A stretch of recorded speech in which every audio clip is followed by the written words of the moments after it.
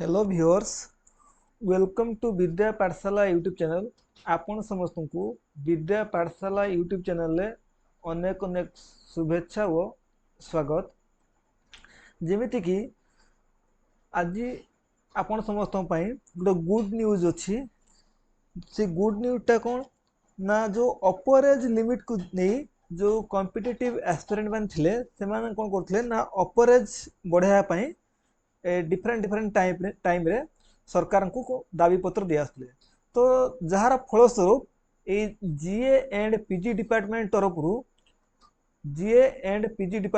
गोटे लेटरटे आसी जो लेटर कौन अच्छी ना अपर एज लिमिट को लेकिन अच्छी कौन ना अपर एज लिमिट को लेकिन अच्छी से देखा जे अपर एज लिमिट को बढ़े केते पर्यंत करा जायछि। तो ये सब्जेक्ट देखि पारुथुए। So amendment to Orissa civil service fixation of upper age limit rule 1989। तो ये लिखाई जे तो जो अपर एज लिमिटा थिला सेटा हमर केते थिला ना 32 थिला, 32 वर्ष थिला, जोटा कि हमर 1989 लो रूल अनुसार केते थिला ना 32 थिला। किंतु वर्तमान कोन करा हिची ना जो कॉम्पिटिटिव एस्पिरेंट मान थिले तो एटा सेमान पय गोटे गुड न्यूज अछि। तो सेमान पय कोन कहछि ना government after careful consideration it लिखा हिची government after careful consideration has decided to enhance the upper age limit from 32 to 42। ता माने 32 वर्ष रो बढ़े की अपर एज लिमिट केते कर देछि 42 कर देछि। ए जो पिला 42 कर देछि एटा को मान पय ना एटा जनरल पय कोन करा हिची ना एटा 42 करा हिची। आउ जो माने एससी होंतु जो रिजर्वेशन जो थिला एससी एसटी एससीबीसी तो सेमान पय कोन करा हिची ना आउ 5 इयर रो रिलैक्सेशन अछि। तो ए जो 42 एटा रखा हिची हमर जनरल पय।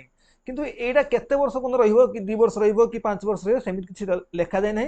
किंतु एति लेखा है जे जो अपर एज लिमिट को 42 कर देला। किंतु एटा समस्त पय नुह, सब कैटेगरी पय नुह। सब कैटेगरी मीन सब कैटेगरी एग्जाम पय नुह, किछि स्पेसिफिक कैटेगरी पय आर अपर एज लिमिट को 32 रखा है। जेमिति कि ए लिखा है where the upper age limit has been specifically prescribed for uniform service like police. जो सब यूनिफॉर्म सर्विस अच्छी जमीक पुलिस कही पारिया, फायर सर्विस कही पारिया, फॉरेस्ट सर्विस कही पारिया, एक्साइज सर्विस कही पारिया। ए सब रो अपर एज लिमिट केते रहइबो जो थ्री का हमर फिजिकल एफिशिएंसी टेस्ट रहउची आर अपर एज लिमिट केते रहइबो 32 एज रहइबो। किंतु ए सब एग्जाम को छाड़ देने आउ जते एग्जाम होउची जेमिति कि हम कहि पारिया सीजीएल एग्जाम कहि पारिया, ओएसएससी सीजीएल कहि पारिया, तापर हम कहि पारिया एएसओ कहि पारिया, एनी टीचिंग एग्जाम कहि पारिया, टीचिंग एग्जाम कहि पारिया। तो एसो पई जेमिति कि हम कहि पारिया ओएस कहि पारिया जो माने ओसीएस पई प्रिपरेशन करथनि, ओडिसा सिविल सर्विस एग्जाम पई प्रिपरेशन करथनि। तो से सब एग्जाम पई एज केते रहइबो ना 42 एज रहइबो। किंतु ताकू छाडी कि बाकी ए जो पुलिस रहिला, फायर सर्विस रहिला, फॉरेस्ट रहिला, एक्साइज रहिला एथरे एज होती 32। कहार जनरल जनरल एजटा एथरे जनरल एजटा हमर 32 रहिबो। किंतु एई चारिटा सर्विस को छाडी कि आउ जते प्रकार सर्विस रहिला तार जनरल एजटा 42 हो जिवो। ए लेखि तापरे so the above upper age limit shall further be relaxable in case of SC ST SCBC women ex serviceman and PWD as prescribed by the government from time to time. त माने ए जो एजटा रखा है केते 42 रखा है एटा कोन जनरल पे रखा है।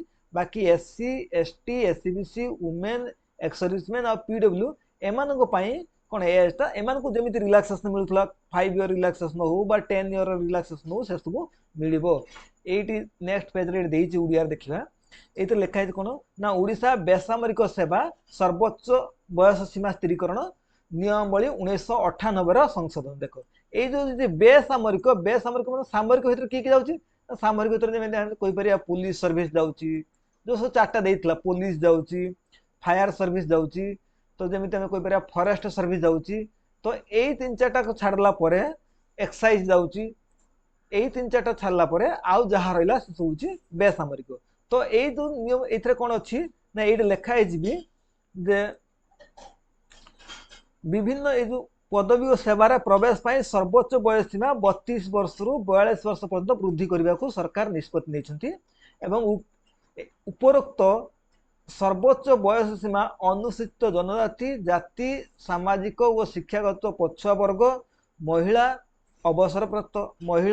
अवसरप्राप्त सैनिक और भिन्नक्षम व्यक्ति मान क्षेत्र में सरकार द्वारा विभिन्न समय जारी होता नियमावली अनुसार कोहल हेब तेणु एथर जो मैंने माने प्रिपेरेसन करने चाहूले ओसीएस हो कि ओएसएससी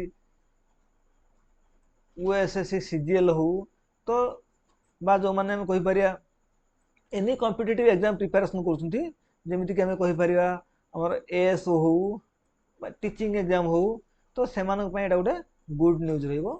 तो ये था आज न्यूज। Thank you.